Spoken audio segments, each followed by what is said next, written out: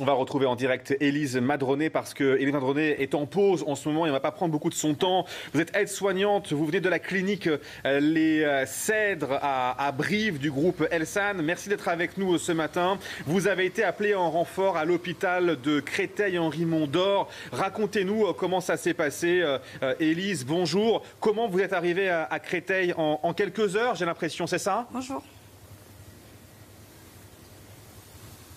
Oui.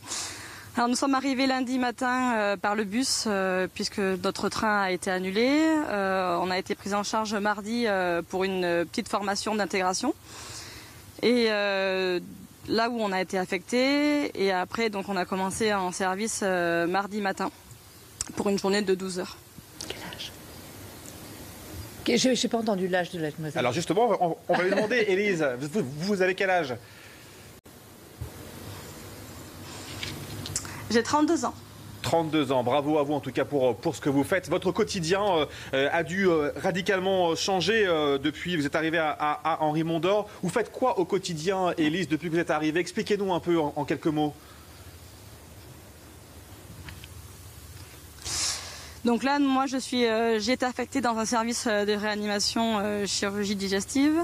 Je ne connaissais pas la réanimation, mais du coup, nous, on essaye de s'adapter au jour le jour et essayer d'épauler et de soulager les équipes au maximum. Comment ils vous ont accueilli dans le service? Ils devaient être très contents d'avoir des aides supplémentaires. Alors, on n'a jamais été remerciés ces jours-ci. Ils sont très contents de nous recevoir. Après, comme on disait tout à l'heure avec des collègues, nous, on essaye vraiment de faire le maximum pour eux. On s'adapte au plus vite et on essaye de prendre tout ce qu'il faut prendre parce que c'est tellement intéressant et tellement enrichissant. On essaye vraiment de faire au mieux pour essayer de les soulager. Quand vous avez décidé de partir, comment ça a été vécu par votre entourage? Ils vous ont incité à le faire ou ils vous ont dit non, non, reste là?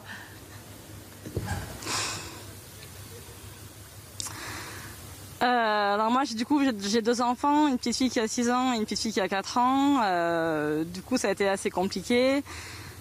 Après, elles ont très bien compris parce que c'est mon métier, c'est ce que je fais, c'est ce que j'aime faire. Après maintenant, il y a les réseaux sociaux, on peut les appeler. Mais après, pour moi, c'est vraiment une expérience humaine et professionnelle, riche en émotions. Justement, Élise, vous auriez pu dire non, tout simplement, parce que vous avez des enfants. Aujourd'hui, vous avez dit oui, ce qui rend votre témoignage encore plus fort ce matin, avec vos 2 enfants. Qu'est-ce qui s'est passé dans votre tête à l'instant de dire oui? Pourquoi, à la fin du compte, vous y allez? Oui, il y a l'envie, oui, il y a la passion du métier, mais il y a certainement d'autres choses qui rentrent en compte.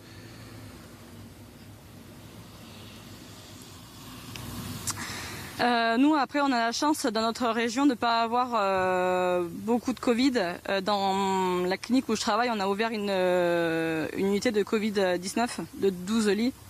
Et du coup, c'était pas plein et la directrice des Cèdres nous a laissé partir en groupe. Ça, c'était vraiment bien parce qu'au moins, on savait très bien qu'on aurait des coups de mou ici. Et notre DRH a tout fait pour nous mettre ensemble dans le même hôtel et dans le même établissement pour qu'on puisse se retrouver le soir. Parce que vraiment, ce qu'on vit ici, c'est pas ce qu'on vit à la clinique et il y a beaucoup d'émotions. Vous dites que vous êtes venu en groupe, vous êtes combien? On est venu en bus, du coup, on est venu avec 5 infirmières et 4 aides-soignantes et une préparatrice en pharmacie. Que des femmes? Oui, non, un garçon. Ah, je ne dis rien. Merci beaucoup, Élise, d'avoir été avec nous. Je sais que vous êtes attendue à l'hôpital. Merci et bravo. À l'hôpital Henri-Mondor. Bravo encore une fois à vous, à toutes les équipes et puis aussi à votre famille qui vous a permis aussi de pouvoir réaliser cette belle opération en ce moment. Voilà, embrassez tout le monde autour de vous. Et de loin, bien sûr, effectivement. Mais voilà, je suis sûr que le cœur y est. Merci à vous d'avoir été avec nous sur CNews.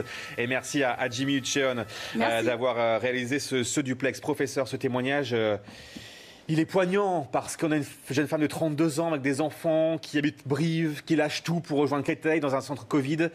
C'est waouh. Il y a un vrai élan extraordinaire de tous les soignants, de ceux des régions touchées parce qu'ils font un boulot qui est fabuleux. Mais on voit qu'il y a une solidarité nationale où les gens se déplacent. C'est vachement difficile de quitter sa région, de laisser ses enfants, de venir travailler dans un endroit qu'on ne connaît pas, dans des conditions qui sont dures, des équipes qui sont remaniées, qui ne font pas ce qu'elles font d'habitude. C'est tout bonnement extraordinaire, mais c'est à la hauteur de la confiance et de ce que nous témoigne l'ensemble de la population aussi. Je trouve que c'est normal qu'on ait cette réponse en face. Et c'est aussi pour toutes ces personnes-là qui donnent tout qu'il faut absolument rester chez vous. Effectivement, pour sauver des vies, on ne le répétera encore jamais assez.